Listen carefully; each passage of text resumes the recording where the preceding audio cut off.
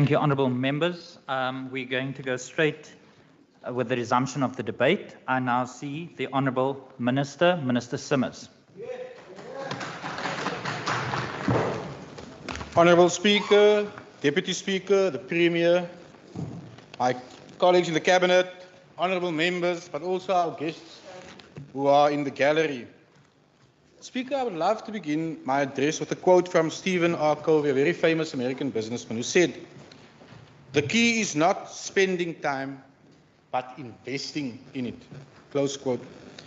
As the Western Cape government, we don't make empty promises, but rather make lasting commitments. And that is exactly what the Premier of this province demonstrated yesterday in his speech as part of his State of the Province address. A province that delivers and what it will deliver in the current financial year. Unlike the ANC, our colleagues at the other side of the table, which is riddled in factionalism battles, and they have the inability to change. In this province, under this Premier, together with our colleagues, we are leading the change and innovation that is needed to actually revolutionize the economy of our province, which is something, sadly, will never happen in this country while the ANC is still in government. Last September, the National Minister of Transport, Mr. Razzmatazz, announced the launch of Operation Vala Zonke, a campaign, wait for it, a campaign to rehabilitate potholes across the country. Added to this, the first glimmer of innovation from the ANC, I must say, an app where you could log where these potholes are. But I must be quite honest, Honourable Speaker, I wasn't quite sure if the Honourable National Minister was actually making a joke when he announced this, because it became evident that while in our province it is a basic service and requirement of transport and public works to maintain its infrastructure, the fact that an operation Vala Zonke had to be pronounced tells us exactly what is busy happening in the other 8 ANC-governed provinces. They show no appreciation for assets. In contrast, they lack showing that appreciation. Hence, the country is in the states which it is in those 8 provinces. But in the Western Cape, this is a norm of our Provincial Department of Transport and Public Works, which is the only province which has received its 10th clean consecutive audit on all levels. A department that leads by example. But, Honourable Premier, because, and Speaker, we want to save South Africa as well. And we want to save the last remaining few good assets we might still have left in those 8 provinces. I've actually requested the incumbent HOD to send an invitation to the 8 provinces officials to come and learn from this provincial department, from this provincial government. And if needs be, we'll even provide them training to show what can happen if you make decisions based on data, not by in which faction you are in the ANC in one of those other 8 provinces. Honourable Speaker, we will take them to one of our many roads projects that are either completed or on track to be completed on time, unlike in the other 8 provinces.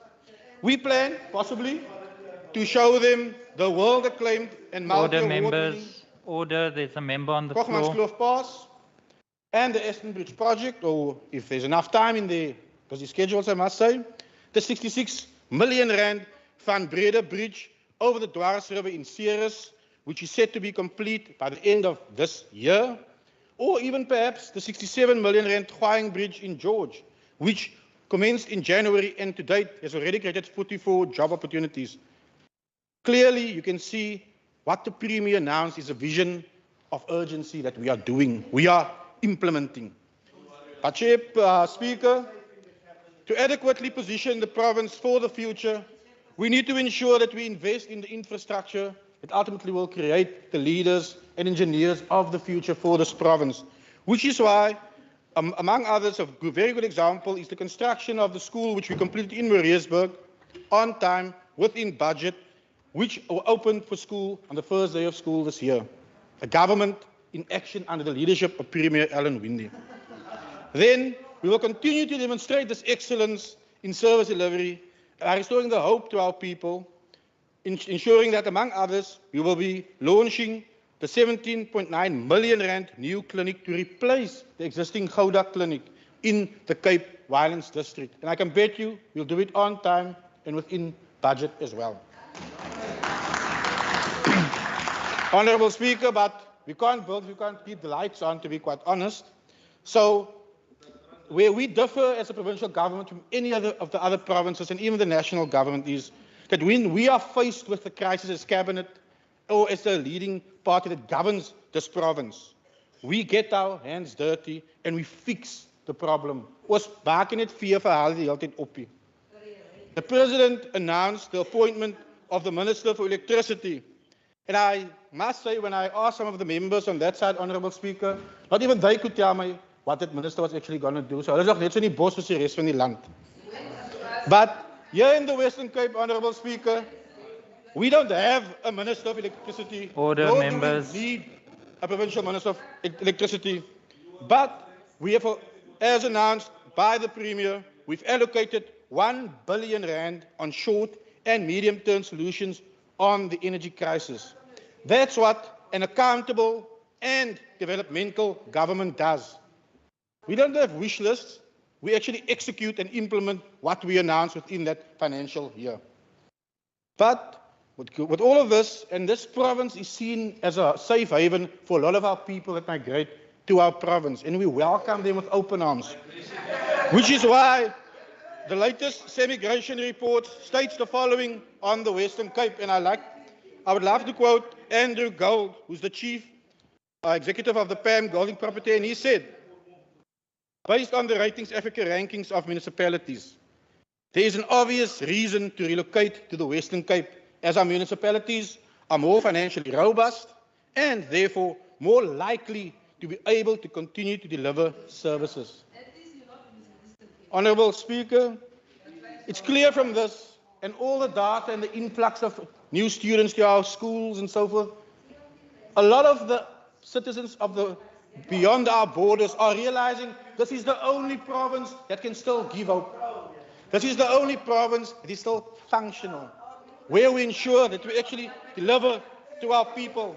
And above all this, we don't squander the public purse. We can account for every cent that we spend. We can provide Order, the members, data. order. We can provide the citizens with data. Want ons weet wat ons doen.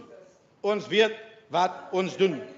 And part of this testament, Honourable Speaker, we can see through the lens of the social infrastructure component of what will be the new Department of Infrastructure. Because over the course of this financial year, which we are currently in, within record time, which means within 18 months after doing a sod turning in some of our projects, we have only completed these projects. We've started handing over housing opportunities to qualifying beneficiaries. And I'll give you some examples because sadly some of the members of the opposition just don't love to read these reports. I'm just give them a refresher course what we've done. In the Garden District Municipality, in the Melkerfontein, we did the sod turning in September 2021. And on the 17th of December 2022, the first 50 beneficiaries received their house keys and got to spend their first Christmas ever in their lives in the house of drinking water, made possible by this DA-led provincial government. And don't take my word for it. 85-year-old Mrs. Daisy Simon, who's a former farm worker, I must say. She couldn't contain her emotions when she told me, I have finally achieved a lifelong dream of being a homeowner. Close quote. That's something very few people in the ANC governed provinces can say. But Duiselsdorp in Oudtshoorn, once again, this is a project where for the first time in 27 years, they finally got where we could actually give them a housing project. The first 150 beneficiaries received their homes within less than a year from me doing the sod turning. Honourable members of the House, through you speaking, I think you must agree with me. We are restoring hope. We are delivering to our citizens, brick by brick, and we're doing this at a rapid pace in the province. No other province can actually say that. But once again, I was baffled when the President in his SONA chose to speak of, among others, the backlog of processing more than 1 million title deeds. Baie ironies, because it's a member of his cabinet that announced that they decided to discontinue the title deed restorations grant. Praat van hypocrisy. Much, obviously, to our dismay as a province, but also to the many, many citizens across our province who are waiting for the title deeds. But what we did, we didn't sit to the back. We said, how can we ensure that we deliver to ensure that our people get title deeds in this province? And yes, you can proudly call me Mr. Title Deeds. I'm happy to take the title. Baie dankie, gee asseblief my naamplaat. Through our Asset Finance Reserve Fund, once again, unique to the Department of Human Settlements, we have ensured through innovative ways that we generate an income that can ensure there's funding that we can continue giving our people their title deeds. Something the President must actually learn from a provincial government. Honourable Speaker, for the current financial year, the last time I was in this House, we projected a revenue income of 10.47 to 10.4 million for 2023. And up until the 8th of February, our own income, as confirmed by Provincial Treasury, that we've collected is over 237 million rand. And I can tell you a fair portion of that funding is going to be committed to ensuring the people of the Western Cape who are waiting for their title deeds will get title deeds. We're giving them hope. We're showing them the urgency of a government. Honourable Minister, can you please conclude? Honourable Speaker, in conclusion, much has been said here about this alleged allegation that this provincial government does not commit to land reform. And I can tell you the contrary. During the 2022, Thank you, Minister. Please take your we seat. have transferred land to George in Tembaleto, a Thank you, clear Minister. sign that we are committed to land reform. Thank you, Minister. Please take your seat. Thank you very much, Honourable Minister. I now see Honourable Mackenzie. Thank you, Honourable Speaker, and welcome to your first SONA reply. Thank you, Premier Alan Winde, for providing a vision, hope, and urgency for the people of this province yesterday. I extend my warmest welcome to the people on the Western Cape, including my constituency from Mitchells Plain, who are joining us today, including my councillors who are joining us today. And starting from one of our councillors, must give credit to one of our councillors, the sub-council chairperson, the Elton Yankees. While the bullish, the thugs, and the gangsters of Prasa tried to dump people in Mitchells Plain, he had the brevity and the guts to stand up for the people of Mitchells Plain. The ANC consistently treat people with disdain and disgust. To bring people from Philippi, put them in Mitchells Plain, where there's no school, no police station, no water infrastructure, has to be the lowest form of humanity one can get. Because Honourable Said Khalid will rightfully come next year. Order, members. Where are the schools? Honourable Kama will rightfully come next year and say, where are the police stations? So Honourable Nkondlo should have thanked us for stopping Prasa in their tracks. Order, members. To stop them from dumping communities without consulting other communities. So well done to my councillors for standing up to those bullies at Prasa. Honourable Speaker, I want to take us back to a week ago when the President delivered the State of the Nation address, less than a kilometre from where we're standing today. For hours, the President stood to the podium and said nothing of consequence. He announced non-solutions to problems that his own party has created. He pledged to do things that he promised for years with no result. His words carried no substance and no weight, a nebulous political fog of platitudes and inane rhetoric.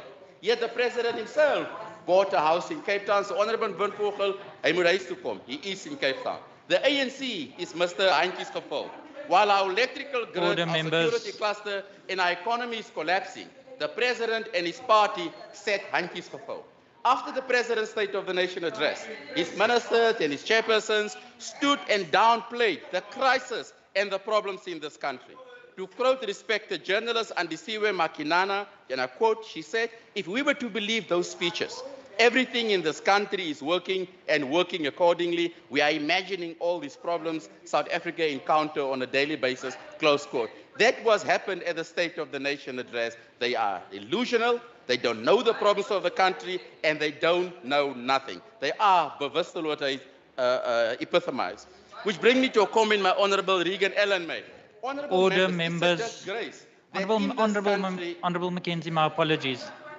Please take your seat. Honourable members, please allow Honourable Mackenzie to make his contribution. We have allowed you, all honourable members, to make your contributions throughout the day. Honourable Member Mackenzie, I see you. Thank you. I'm going to respond to the Honourable's point that she made. That is not about race. It has to do with the incompetent national government that destroyed the trains in the countries, that is not consulting with the receiving community, that don't build a school for the individuals, that don't build a police station, that don't build infrastructure, and then they expect the DA-led government, as they always do, to take control of things, to provide schools, security, and infrastructure. That's what it's about. Their failures must become our problem. We are tired of it. They must sort out their own stuff. Honourable members, the contrast between the speech that the President delivered and one... Honourable Mackenzie, please take your seat.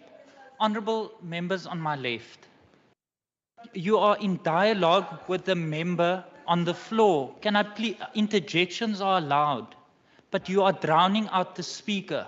We are at the end of the debate. Honourable members, that the member is on the floor. Honourable members on my left, the honourable members on the floor. Honourable Kam, I'm addressing the House. Can I please ask that you respect the decorum of the House? There is guests in the gallery. And allow the honourable member to make his submission. We're at the end of the debate. Honourable August, is that a point of order? Yes, thank you, Speaker. You and many others have mentioned, and again you've mentioned members on my left. Now, we are very well disciplined at the back here. Name them. Say ANC. Don't say don't include all of us onto your left. Say ANC, because Good is a disciplined member in this House. Thank you, Chairperson. Thank you very much. Thank you very much, Honourable August. My apologies, and I will do so. I will do so. I will do so. Honourable Mackenzie. Thank you, Honourable Speaker. Honourable Speaker, the contrast between what the Premier delivered yesterday and what the President delivered last week can be here, far from here, to Table Mountain and beyond. Yesterday, the residents of the Western Cape heard the Premier's report back on real results and knew that this government will hold firm against the national government's title of corruption and incompetence. Honourable Speaker, just yesterday, the Premier announced again and committed to 2.5 billion rand on fixing problems caused by the ANC, while the Pretoria sit handjies gevou. And honestly, Honourable Speaker, I love it if they call us popcorn, because popcorn is the most beautifulest thing you can ever eat. If you cook it, it explodes, it melts in your mouth, unlike the ANC government who just tastes bitter. Honourable Speaker, the Order, Premier members, announced order. a 1 billion rand allocation towards electricity caused by the ANC. Further to the 1.5 billion rand that my Minister Regan spends on safety and security. These are not our mandates. But because, unlike the ANC, we don't sit handjies gevou, we actually get things done. That is the DA difference. Honourable Speaker, the Honourable Windvogel waxed lyrical about the NHI via you. We know why they want the NHI. We saw during the hard lockdown last year, the national ANC government used the criminal state of disaster to steal. So much so their Minister of Health had his hands in the whole cookie jar. So we know what they want the National Health NHI. They want to use the NHI to steal. That is what they want. Honourable Speaker, this government wants to build accessible transport, pleasant, walkable neighbourhoods, neighbourhoods connected to each other via affordable, efficient public transport. That is one of the many reasons why we want the devolution of rail. Which brings us to what's happening in the taxi industry. Let me respond to the Honourable Member. What happened in the taxi industry the last few weeks, Honourable Speaker, was disgusting, was horrible, and all members of this House should cry out and call out the gangster elements in the taxi industry. Order. The thugs, the criminals who's invoking terrorism against children of this province.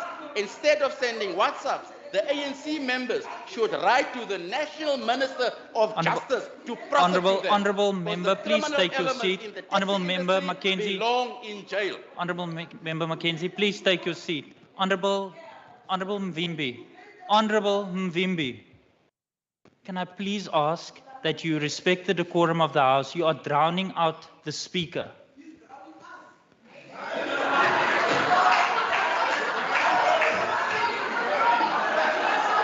Order, members. Order. Order. Members, order. Order. Members, members.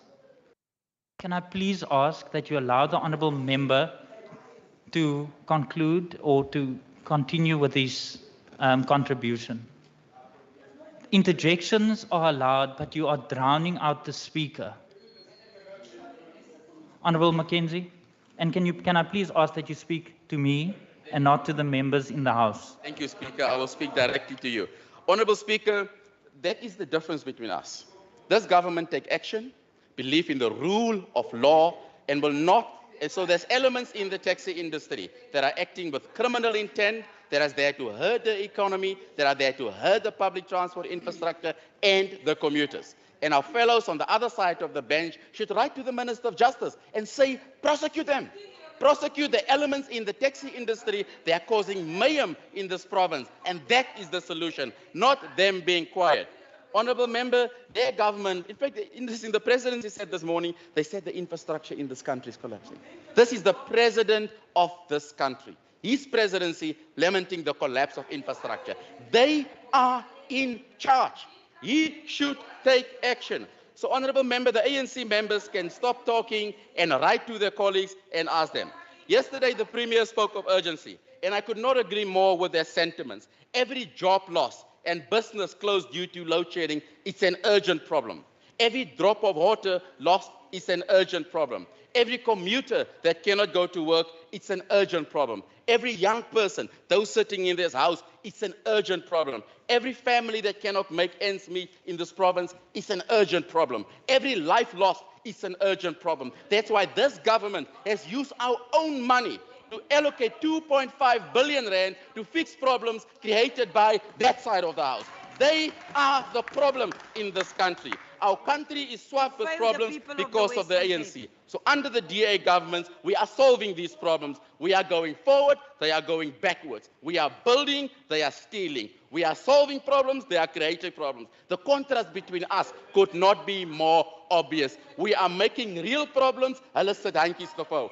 Neither the ANC or any party in this house has the capacity or the problem to fix the country in this house. Yesterday in this problems, yesterday SOPA proved that the DA does. Speaker, after yesterday's events, I feel more confident in my government that I can tell you next year our people will not vote for ideologists, Gucci communists, Fabiani the Marxists. They will vote for a real government. They will vote for electricity. They will vote to end crime and corruption. They will vote for good governance, quality schools, and true leadership. They will vote for a South African future that we of this side of the house believe in. They will vote DA. I thank you. Thank you, Honourable. Thank you, Honourable Mackenzie. Honourable members, order. Order, members.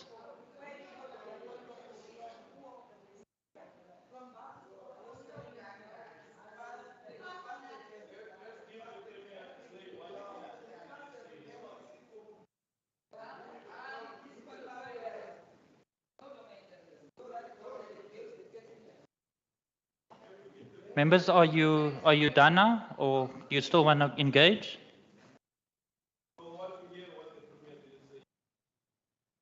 All right. So, are you finished engaging with one another now? Honourable Murray, I see you. Was that a point of order? Yes, Speaker.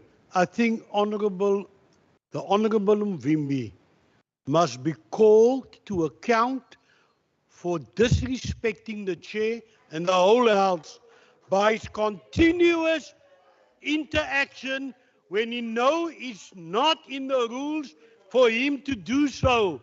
You must put him out.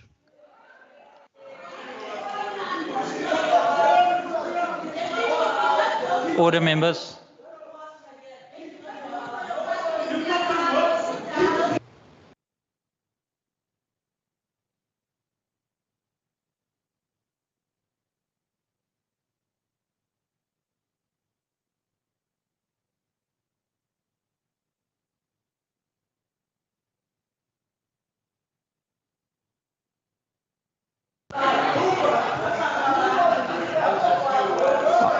Honourable members, it's been a long day and a half. With Honourable Mackenzie concluding the debate, that concludes the debate on the Premier.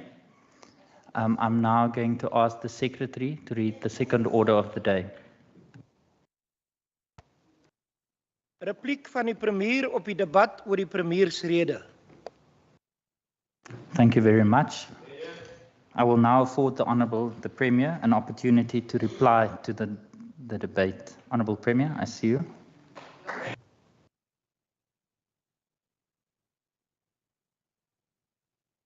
Thank you very much, Speaker. I know that I haven't got a full day to prepare, but I want to start off by saying that I thank every single person who took part in this debate. I want to say I was hoping that I was going to hear a little bit more suggestion of other ideas or alternative ideas from the opposition members, because obviously we are all elected representatives here. Every one of us represent the community, the citizens of this province. And I will still say it, and I said it on the very first day, I will say it again.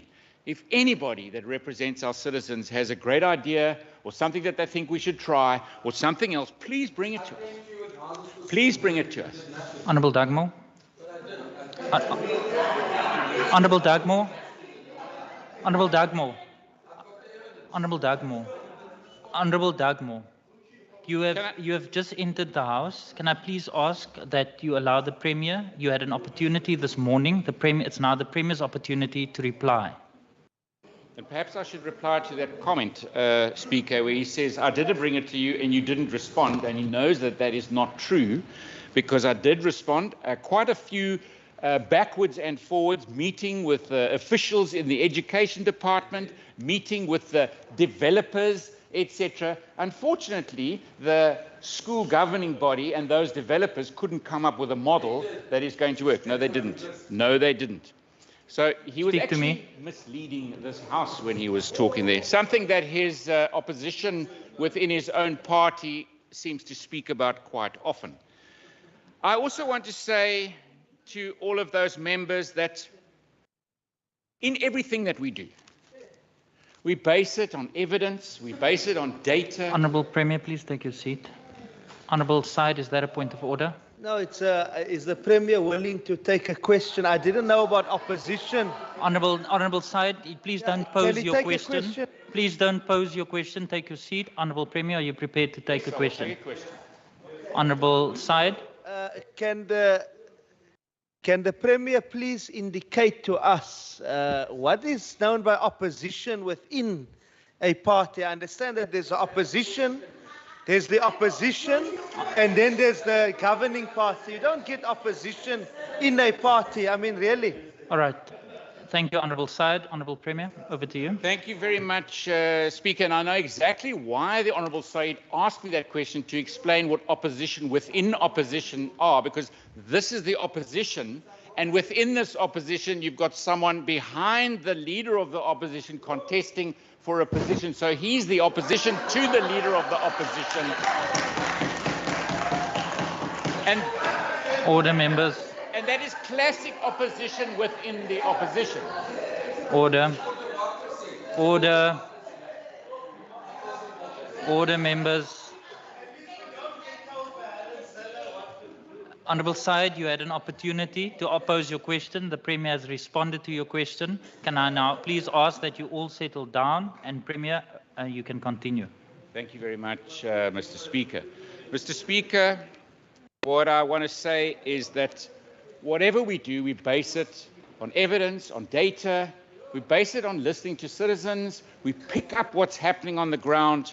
And I heard in the debate, and I think specifically here I want to reflect on the Honourable Marais, who said he wanted to see these big, broad visions. Well, I wasn't going to come here and talk about bullet trains and travel to the moon, etc. What I really want to talk about is what's hurting our citizens right now. What are they feeling? I could hear it in the Honourable Mackenzie's speech at the end there of this debate. What do the citizens feel at the moment? And if anybody crisscrosses this province, you will know. I've been to Atlantis, Mossel Bay, Kwanakatula, Saldanha, Klaastroom, Dilap, Lingaletu, Prince Alfred Hamlet, De Doorns, Carlitsdorp, Montague, Maatjiesfontein, Swellendam, Cedarburg, Clan William, Graafwater, Lamberts Bay, Piketberg, Veldrift, should I carry on? But across this province, wherever you go and you listen to the citizens, you will know the most important thing that you have to deal with right now, wherever you are, is you've got to make sure that you fix energy. People cannot live lives that they value in the load-shedding environment that we find ourselves right now. Energy, number one, through and through wherever you go. And I'm talking about the province. Exactly the same thing is in the rest of our country. Then it comes to crime. And crime, and specifically the levers of dealing with crime. And of course, that's why we have a safety plan. Both of those areas, when it comes to energy, it's not a provincial mandate. It is not our mandate in the Constitution. When it comes to policing or the criminal justice system or our prisons, that is not in the mandate of a province. It is a national mandate. So that's why those two issues are the top issues that we deal with in this province. We will overstep the mark. We will push the boundaries. We will work as hard as we can because those are the things that affect our citizens the most. And if you ask the citizens what number 3, you will see it'll be jobs. And what is number 4? You will see it'll be basic services. That's why you would have already seen a budget allocation this year already before the minister is going to table the budget of another nearly 90 million rand to make sure that even during this time of load shedding, citizens can get water. If you can't get the basic rights of water right, and I mean that's in this province. You hear that weeks without water and even months without water in ANC-run provinces. But let's not go there. Let's remain within this province. And so, Speaker, that is why you heard me speak about a 1 billion rand plan for energy. That is why you heard me speak about water, Wi-Fi, about basic services. That is why the basic health system has to be protected. You heard in the debate from Minister Mbombo what she was talking about the basic needs of our citizens. We've got to focus on those needs. I'll come back to crime just now. Speaker, I want to start off by saying many people spoke about youth and about some of our youth programs within our government, and specifically the leader of the opposition. And that was quite interesting. He was saying, this province spends not 1 cent on these programs that help young people, on the EPWP programs. We don't spend any money on this of our own money. He just said it again. We don't spend 1 cent of our own money. Do you know that if over the next 3 years, and if the honourable member, who's actually been a member in this legislature, probably the second longest out of all members in this House, probably the second longest, because he and I were here at the same time, but of course he went off to the Planning Commission, and I'll get back to that just now because people referred to Rasool and Ramatakani. He was here at the same time. There was when a whole lot of people in the ANC were fired, but I'll come back to that just now. I will say again, he says you don't spend 1 cent of your own money. I'd like to refer him to page 493 of the Blue Book, something that you should know about by now as a member of this. And so if you go and have a look at the Blue Book, you will see of our own money, 316,372,000 rand for this coming year, and 310,828,000. This is our money. This province for the EPWP program. No. So the Honourable Doug Moore, the Honourable Doug Moore and Premier, can I please ask that you not have a dialogue? And Premier, can you please speak to me? I apologize, Speaker. I'll speak through you. And through you. So if I look at the year to come, 316 million rand of our own money going to this program. And the honourable member is correct. I mean, most of our budget comes through an allocation that comes from national, which actually comes from taxes raised. We could have a long debate on whether this province gets its fair share of the taxes raised in South Africa. It does not. We should get far more. But the total spend is another 1 billion rand. Another 1 billion rand. So 1.335 billion rand gets spent in this province on EPWP.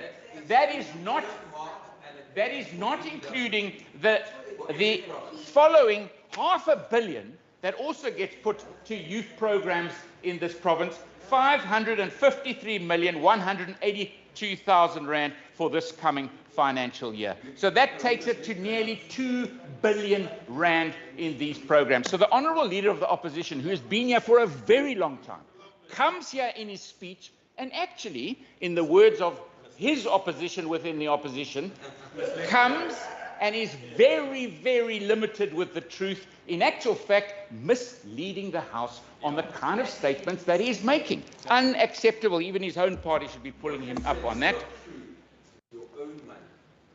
Honourable Dagmar, I've asked that you and the Premier not engage each other directly.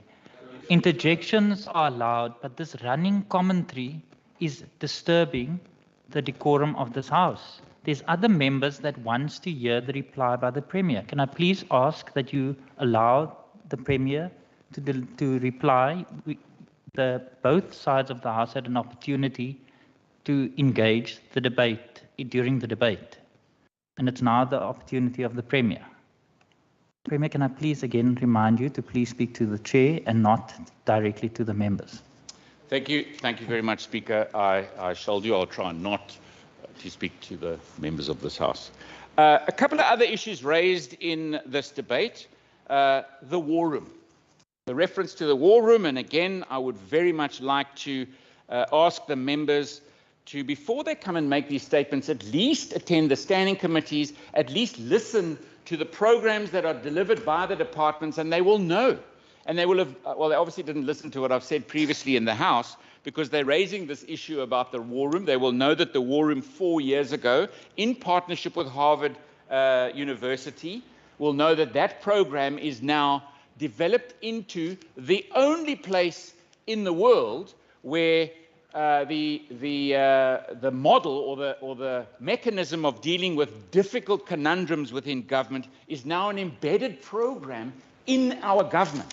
It is what we use as a program coming out of that war room, not just a war room that disappeared, a war room that produces programs that get used not only in this province now, in the provincial government, but is now also being used as it's rolled out into local governments as well. So at our PCFs, reports come back from departments on how they're using the PDIA methodology that came out of the war room, and also in local governments too, which is very, very nice to see. Speaker, then perhaps one other item that was mentioned a couple of times, but specifically I think out of the EFF, which talks about policy issues, and of course this is where policy should be debated and discussed, but I do want to say that the policy as put forward by the EFF that talks about nationalisation, we are living in a time where a national-run electricity system with Eskom not able to deliver to the energy needs of our country, or any of these other state-owned entities, if we actually believe that that is the solution and the way to go forward, I want to say that we are on the wrong path. And I would suggest to the members of the EFF that they actually go and do a study tour to Venezuela and go and see how those kind of policies actually work, how they turn into actions, and how they really fail the people. If I think about just energy, and of course everything is focused on energy at the moment in our system, and if I think on energy where the citizens of this country are now facing an 18% electricity increase because there's one big single centralized government-run entity, thanks to the ANC, supposed to deliver electricity, an 18% increase. Electricity over the next few years is going to become tremendously expensive unless you can privatize it, unless you can enable competition in the system. At the Green Hydrogen Summit, it was amazing to listen to the big investors that are coming in, where they are delivering in the Northern Cape now solar power at 7 cents a kilowatt hour. 7 cents a kilowatt hour. That is unbelievable. Now, that is what opening your economy, that is what privatization actually does, because it creates competition from investment. You will get much better pricing through Honourable that. Premier, please take your seat. Honourable Klaas, is that a point of order? Yes. Nationalization is not what we have discussed as it explained. So that we didn't discuss that what is explaining. Honourable Klaas, that's not a point of order. Premier, you can continue. Thank you very much, Speaker. Order, members. Members. Premier, you can continue. Thank you very much, Speaker. Speaker, I have to react to the Honourable August from the Good Party. And what I want to say to him, I wrote down tent city here, because his minister and the Minister of Home Affairs are clearly responsible for a place where foreigners have been put into a tent city that is absolutely unacceptable. But I also want to point out to him that in a municipality where his party is part of the governing party or part of the governing coalition of a municipality in this very province, where he talks about land invasions, he talks about homeless people. Well, quite frankly, I think Knoflokskraal and the good initiated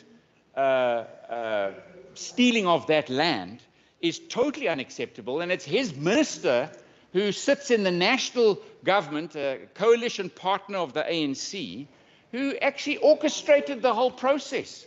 I mean, if you were there prior to the election, you would have seen almost every household with a good T-shirt on. Honourable Premier, it was a land Honourable Premier, please take your expropriation of seat. note.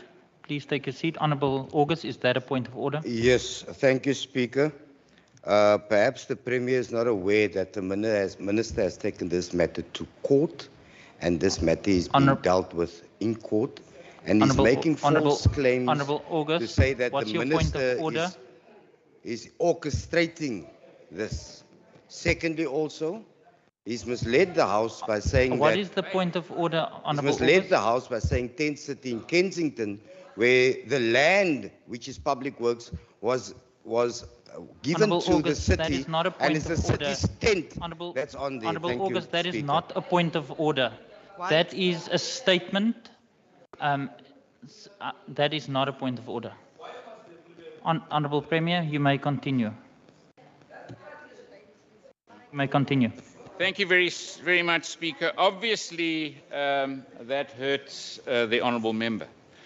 I also need to raise an issue. It wasn't raised from the other side of the House, but it was something said by one of the members on this House that spoke about cutting red tape. And you know, it reminds me of visas or remote working visas, as well as setting up red tape reduction units. So the President, a year ago, spoke about remote working visas, and now once again, we have to speak about it, and nothing happens between one State of the Nation address and the next State of the Nation address. And, of course, Minister Wenger has spoken about that. But red tape reduction, can I tell you the biggest joke of all is that on the day that the President is supposed to make the State of the Nation address, because he knows now he's got to talk about red tape, and he made a big thing of it, of setting up this red tape reduction unit at the national, in the presidency. The most interesting thing for me was I get an email from the presidency saying, can we please set up an urgent meeting with you because we want to discuss red tape? And I thought, jeepers, this is trying to cover your back. But we've agreed to set up this meeting. Order, members. Order. Order. We've agreed to set up this meeting. Order. Honourable Murray. Premier, please take your seat. The Honourable Murray, is that a point of order? Thank you, Speaker. No, I want to ask the Premier, would he be kind enough to let me ask him a question? Honourable Murray, is that you want to ask the Premier a question? All right. Honourable Premier, are you prepared to take the question? Honourable Murray. Thank you. Premier, do you still see it as part of the DA's vision there should be devolution of powers to provinces, that the provinces should have more powers in terms of the Constitution's provision for subsidiarity? And what have you done to pursue this matter that powers must come down from the top to the provinces and from the provinces to local authorities? Thank you. Thank you, Honourable Murray. Thank Honourable you. Premier.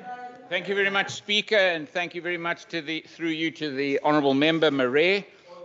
Absolutely, the answer is yes. In actual fact, that is in line with our Constitution, which says powers should be devolved closer to the people. Where there are competent governments at local government level, provincial government level, we should be devolving all or as many powers as possible. And of course, I think the Honourable Member is clear on our position on policing. That should be devolved. I think the Honourable Member is clear that our position is devolving the rail system, because that is a total failure under the national government. We are always stepping into the arena of failed national government. He said it in his contribution to this debate, was that it seems like a problem because we always seem to be fixing the broken ANC. But unfortunately, those are the things that are hurting the citizens of this province. And as a responsible government, you have to step in when people are being absolutely failed by the ANC at a national government level. So the answer is absolutely and yes. So again, it's interesting. So a year later, or just before the President is about to give his answer or give his State of the Nation address, the Red Tape Reduction Unit in the Presidency wakes up and now sends letters to the provinces to say, we need to talk about red tape. He also knows that I'd actually personally asked 3 times in the last year, can we engage? In actual fact, I really would suggest we have a retired member of our government, retired member who actually set up our red tape reduction unit, Raven Windvoerkel, who for many years led our program. We've had a red tape reduction unit in our government for 7 years now. 7 years. And yes, it saved billions and billions. And you actually heard in the debate today how it helps thousands of jobs all the time. So, Chair, absolutely. And we will engage, and I look forward to that engagement and seeing how we can help. I actually think that it would be a good idea to use Raven even as a consultant in the setup. Before I get to the 3 last things that I really want to talk about, one of the members raised Ibrahim Rasool. Now, it's quite interesting when, not only Ibrahim Rasool, also Leonard Ramatlakane. It's quite interesting, Mr. Speaker, in this House, when you know, members raise from the ANC, from the ANC raise Order, their members. own members, Order. and of course, referring to the then Premier Rasool, who was actually standing in this very seat that I stand in now. But it's his party that fired him, his party that chucked him out. But we've got to remember why. Why did his party chuck him out? Did he forget about the brown envelopes and all the funny business that went on? It was the right thing to do, was to fire him. And then let's think about Leonard Ramatlakane.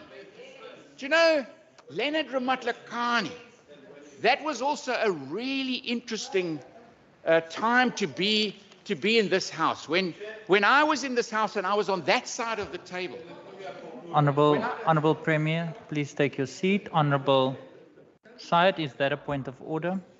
Chair, on a point of order, Chair, is that part of the Premier's notebook, or is he showing a poster?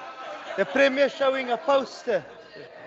Honourable, He's showing us a poster like the Honourable Doctor did, but he's still within his speaking time. Although we do agree with the poster. All right, Honourable Syed, that is not. Honourable members. To apply to the province. Honourable members, that is not a point of order. Honourable Dugmore. Speaker, you are the Speaker of this House, and earlier on when the MEC who's often absent was holding up his little poster. It was very clear. Now, the Premier is being disingenuous here. I think he knows that the DA is going to get 40% or less, and he's holding up a poster. What's your point of order, Honourable Dugmore? Honourable Dugmore, what? Get more than 50%, but you're allowing that to happen. Honourable Dugmore, Honourable Dugmore. Firstly, members, let me address this. I did not make a ruling about a poster early on. The ruling I made was that the time of the minister at that particular point has expired. So at that point, whatever the minister read or said was not considered. Honourable Premier, I see you. Thank you. Honourable Dugmore. Honourable Dugmore, I do not see a poster being held up in this house. Honourable Dugmore, what is your point of order?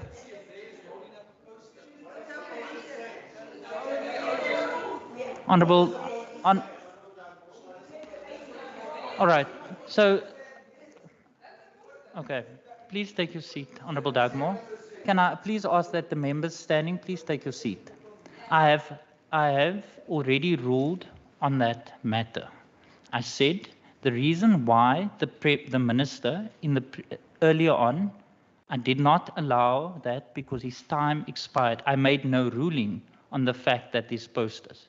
The posters, there is no rule that says you can't have a poster. The rule does say, however, does say, once, I'm still on the floor.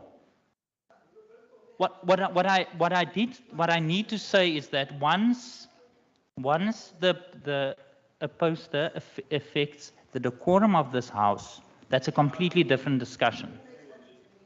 Myself as the presiding officer. Honourable Premier, you may continue. So, thank you very much, Speaker. And obviously, I mean, these are my notes, and the back page of my notes happens to be looking like that. And if it does offend people, I will take it off. And there we go. And I believe those numbers are wrong anyway, because now it's dropped from 40% to 37%. But Speaker, so I was speaking about Rasool being removed by the ANC because of brown envelopes. And if we remember in that time with Ramatlakane, who was also raised in this house, he was a member of this house, he sat a little bit further down on this government side. But if you remember, the reason that he was removed is that he drove an ML Mercedes-Benz. It was his own car, and he used to claim mileage every single month. And it was amazing. I think he paid his car off 3 times in 1 year from the amount of money that he claimed.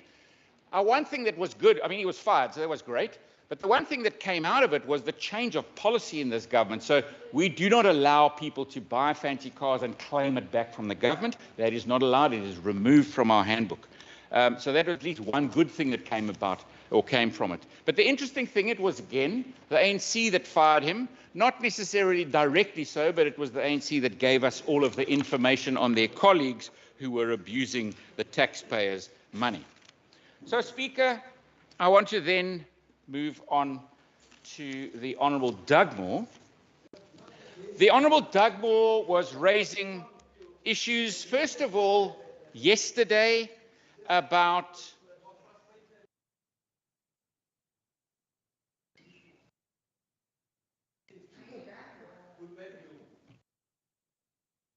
Thank you very much. I've just heard an honourable member say, please speak about the issues. I'm speaking about an issue that was raised by the leader of the opposition yesterday, a specific issue of connectivity. And he said again, no connection in Oudtshoorn, no Wi-Fi hotspots in Oudtshoorn.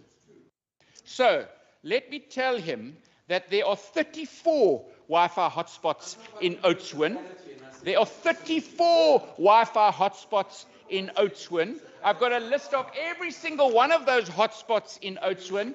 I've also got a GIS map of all of the hotspots. You can go onto the website, Mr. Speaker, and you can go and have a look at where those hotspots are. You can go and see which street they're in. 34. He says there's not one. I said 34.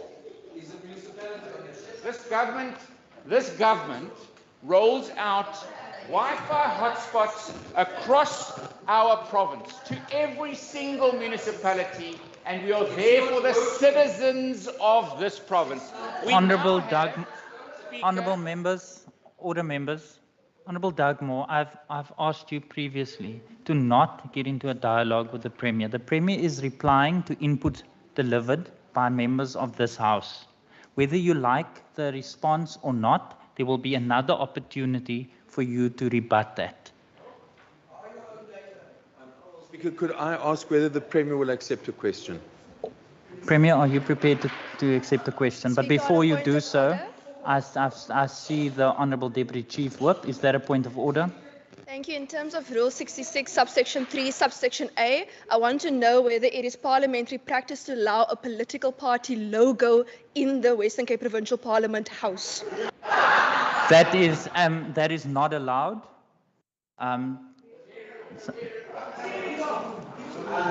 Honourable Deputy Chief Whip. Thank you, Speaker, because on every page so far I've seen there is printed logos, and while you have allowed posters in the House, my understanding is that logos of political parties are not allowed in this House. That is absolutely correct. Members, can I please ask that no display of party political is displayed within the House? Thank you very much. Honourable Premier, Honourable Doug Moore is going to pose a question to you. Thank you, Speaker. In the light of my interjection yesterday, which said that there is no Wi-Fi at the Oudtshoorn municipality and at the Cederberg municipality, I would like to ask the Premier, is there Oudtshoorn municipality? I would like to ask the Premier, order, members. Can he give... Members, order. Can he give this House the assurance that when a member of the public goes into the Oudtshoorn municipality or the Cederberg municipality, that there is public Wi-Fi? Can he tell this House yes or no? Honourable Premier. Thank you very much. I was just quickly looking here, but I mean, I saw the Oudtshoorn Traffic Department's got the Oudtshoorn. I mean, I'll give this to the honourable member, but it's got all of these things. I'm not going to sit down and go through each and every one. But also remember, this is Western Cape government Wi-Fi that we roll out to the 1,440 spots. But where the honourable member is talking about in a local government space, I would need to go and have a look at that. But he did say yesterday that there are no Wi-Fi hotspots in Oudtshoorn, which is absolutely untrue. There are 34. Then I would like to address this House on crime. I would like to address this House who have lots to say, especially from the opposition, when we talk about the safety plan, when we talk about data, when we talk about evidence, but also, and perhaps where I'll start off with, criminal activity that takes place that we have to address in our country. People in our country are embedding criminal behavior, extortion in everything that we do, and it's interesting to see how that gets supported from this side of the House. But perhaps before I get there, it was quite interesting when you ruled about no political logos. I don't know how a political party feels when people sitting in the House starts ripping up their political logos, but I saw them doing it on that side of the House. I saw them doing it on that order, side. Members, order, members. But Speaker, I want to address, and it wasn't raised in the debate, but it was part of the interjections that I heard, specifically when Minister Mania was talking about the thuggery that's happening at the moment and the extortion and the abuse of school children, the abuse of learners in a space where learners are hiding in footwells of vehicles, where parents are too scared that the taxi industry is going to rip people out of the car or the bus. That is unacceptable. That is thuggery. That is mafia style doing of business. And I heard from this side of the house at that time that said, and I wrote it down, but these are business people. Well, that is not how you do business. Definitely not how you do business. When you do business and you have a process of saying, we are opening a tender process on school transport, then business people can make application and can be awarded tenders to transport people. That is how you do business. You do not use our children as hostages because you didn't get a contract, because you didn't get a tender. That is totally unacceptable. And the Honourable Mania is not here right now because he is in court getting an interdict against these thugs from playing mafia-style business. Premier. He's getting an interdict against these thugs in the Order, taxi members. industry. And the taxi industry themselves should actually step away and stand up and say whether they are part of this thuggery or not. Because that is not the way to do business at all. And of course, that is about extortion, corruption that we see in our country, this rot that moves through across the country. This is the crime that citizens talk about when you crisscross this province and you talk to them and you listen to them. They say to you, help us with load shedding, and then they say, help us with crime. And that is why the Honourable Member's question about devolution is so very, Honourable very Premier, important. please take your seat. Honourable Mvimbi, is that a point of order? Thank you very much, Honourable Speaker.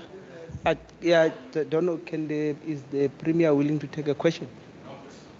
The Honourable Mvimbi, please, Honourable members, the Premier is not prepared to take a question. Premier, you can continue. Had a lot to say from interjections. I'm just sorry that their whippery didn't give them a chance to speak in this debate. They obviously wanted to say something. But it is the second most raised issue in our region, in our province. It's called crime. And we have to address it. That's why I believe in devolution of power. That's why we put a safety plan together.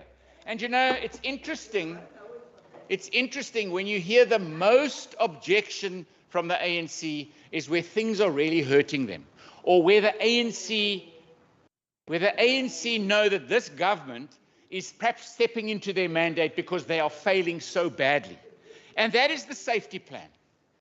That is the safety plan, which is the only provincial intervention in this country where we are seeing the start of a reduction in murder. The only intervention.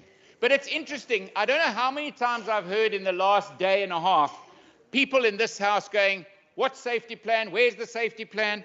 I don't know how many years they've been in this house. There's a poster there that says, where's your safety plan? Can I ask the table to please deliver that to the Honourable Member? There's a safety plan. Order, members. Order. Order. Order, members. Premier, you can continue. Thank you very much. Speaker, the safety plan was implemented in this province because we do not have sufficient powers to really make the difference. And we had to step above and beyond. We had to work out what should we be doing differently to turn the murder rate around. Yesterday, I spent a lot of time talking about how the murder rate continues to grow. And in actual fact, it is really shocking.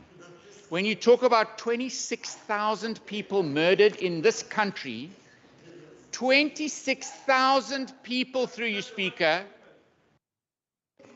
Honourable Premier, please take your seat. Honourable Kama and Honourable Bosman, can I please ask you to allow the Premier to reply and respect the decorum of the House?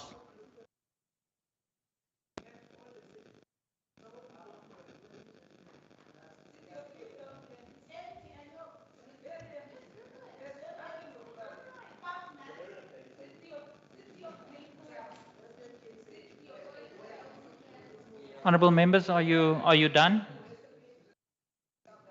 Clearly not.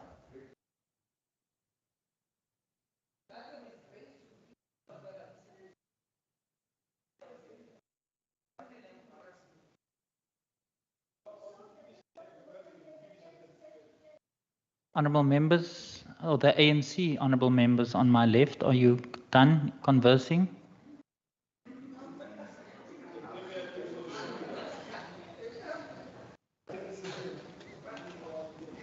Thank you, Honourable Premier. I see you. If you just listen to the last few minutes of the comments coming from the ANC, they do not take seriously 26,000 murders a year in our country. They do not take it seriously at all. More than double-digit increases every single year in murder. Honourable Premier, please take your seat. Honourable Kama, is that a point of order? No, Speaker, it's not a point of order. I want to check if the Premier is willing to take a question. No, thank you. Honourable Premier, can you speak through the chair and not directly to the member? Yes, no, thank you very much, Speaker. And it's actually shocking that we still have a working document. Now, I want to understand from the Premier, because when he made this pronouncement about the safety plan, he talked of an integrated approach, which is what the ANC would have been calling for all the time. And he said that communities would need to be involved. And now the understanding was that the government is going to support communities to be involved.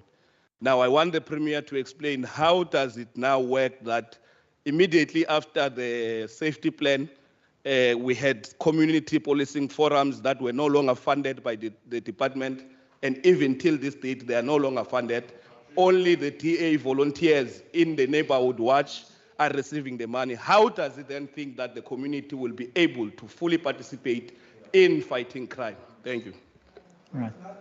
Thank you, Honourable Kama. Honourable Premier. Thank you very much, and thank you for that question. But as the member of the Standing Committee on Community Safety, you know that that's not true that you've just said, because the policing forum do get money from this government. Honourable Premier, please take your seat. Honourable members, you have a member on the floor. There's a point of order.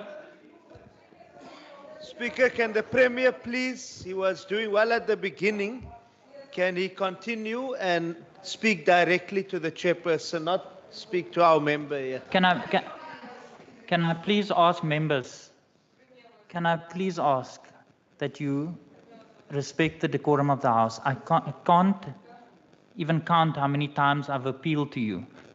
Can you please, Honourable Syed.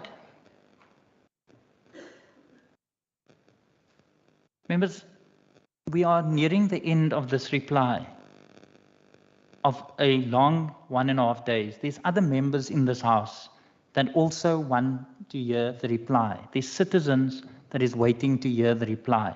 You had an opportunity to engage the input of SOPA.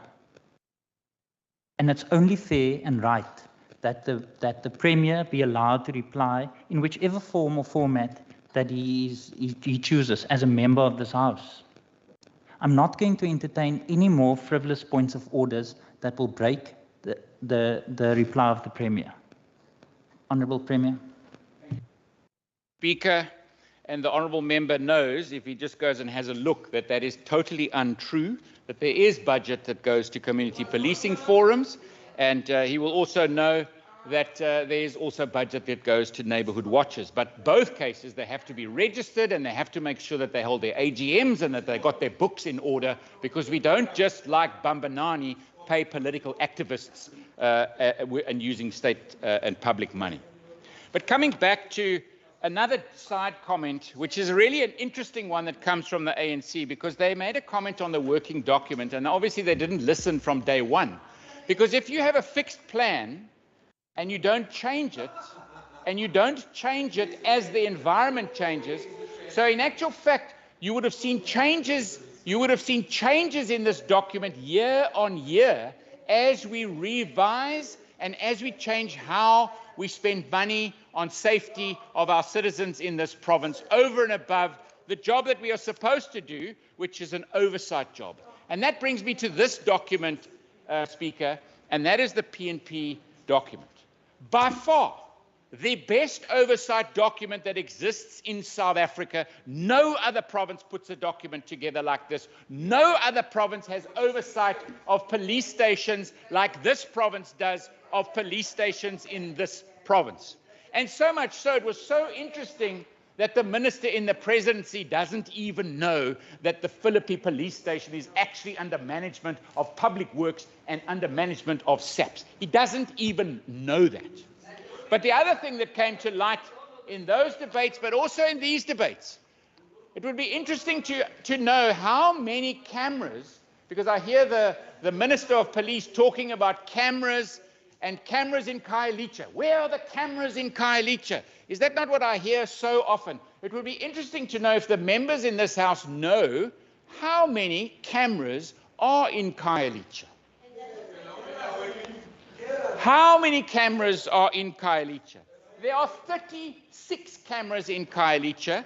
In the control room, and this is the report that came from the control room yesterday, and there are cameras that are off. And the interesting thing is, the cameras that are not operational are where there's a fiber break, where there are stolen cables, and generally it's on the PRASA property where that problem exists. And that's because there's zero management of PRASA, of their property, of their assets. That's why the trains don't work. That's why there are 13,000 people living in a rail reserve. And the previous, or the current, he's still the current Minister of Transport, soon to be deployed to Luthuli House. But he made a promise that this would be fixed by October last year. Quite frankly, what has happened? Nothing. The best they could do is hand out some food parcels to people that are living on the rail reserve. Totally unacceptable. But let's get back to policing and comments that were coming from this side of the House. When I spoke about the 1,200 LEAP officers deployed in this province, over and above those 1,200 police officers, what I heard was, but hang on a second, we're getting another 1,000 police officers coming into the system. SAPs are redeploying. The one mistake that is made every single time by the police minister, who takes no responsibility for the 26,000 people who were murdered last year, or the 4,000 people who were murdered in this province, that very same police minister where the actual responsibility lies of deployment of police officers to police stations. And the police stations that members raise on this side of the House year after year still don't get the deployment. In 2018, we used to have 1 to 345 police officers one police officer to every 345 citizens. Right now, we've got 1 to every 378. So since 2018, it's got worse and not better. So they come along with selective numbers, an extra 1,000 policemen, but they don't talk about the 2,000 policemen who are retired, left the service, are not involved in crime fighting anymore. We lose more people in policing than we put back in again. And what happens as well? The ANC keep cutting the budget for policing. They keep cutting the budget. And that's why we have to make sure we get the devolution of power. Because if this province had the power to decide where police officers get deployed to, we would deploy the police officers to Harare, where the ratio is not 1 to 378, which is the norm in our province. It is now 1 to 879.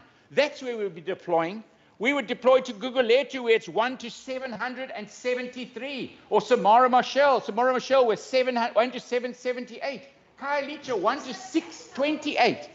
That is totally unacceptable. I want to say, you Chief Whip, exactly, that is shameful. They do not care about how many people get murdered in this country and what plans to do to turn that around.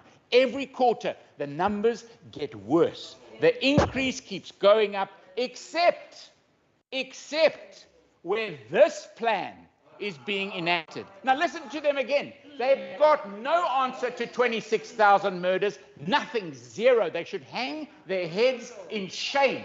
People in this country are getting murdered and they are doing nothing about it.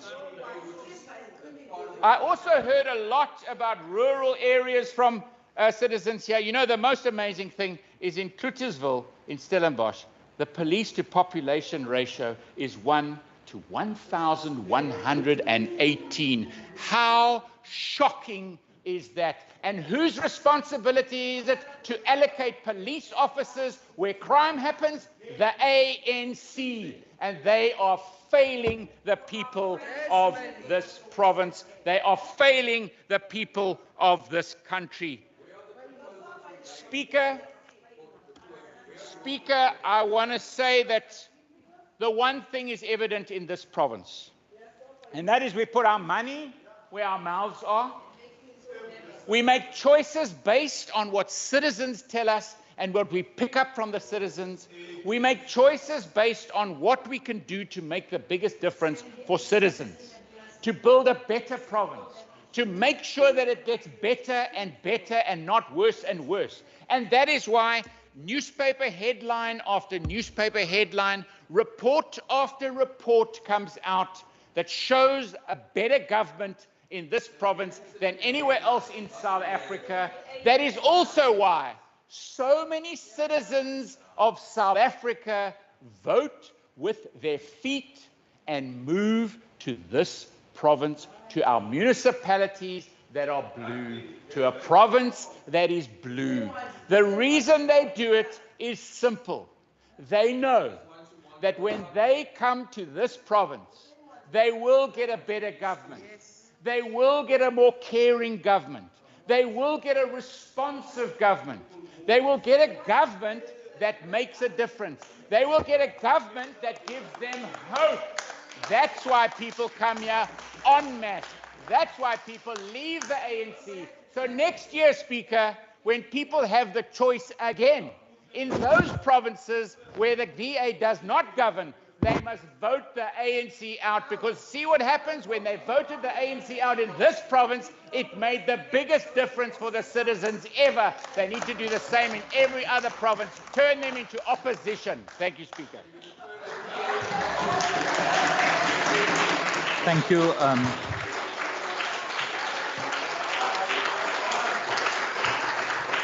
Thank you, Honourable Premier, Honourable Members, Honourable Nkondlo, Honourable Members, Honourable Chief Whip. That concludes the reply by the Premier on the State of the Province address. But before we adjourn, after the commencement of the sitting yesterday, I announced the new members that have been sworn in during the recess. In this regard, I erroneously announced that a vacancy occurred due to the resignation of Mr. M. Ngasela. This is incorrect, as he ceased to be a member of the WCPP due to the loss of his party membership. The record will thus reflect this correction. That concludes the business of the day. The House is adjourned.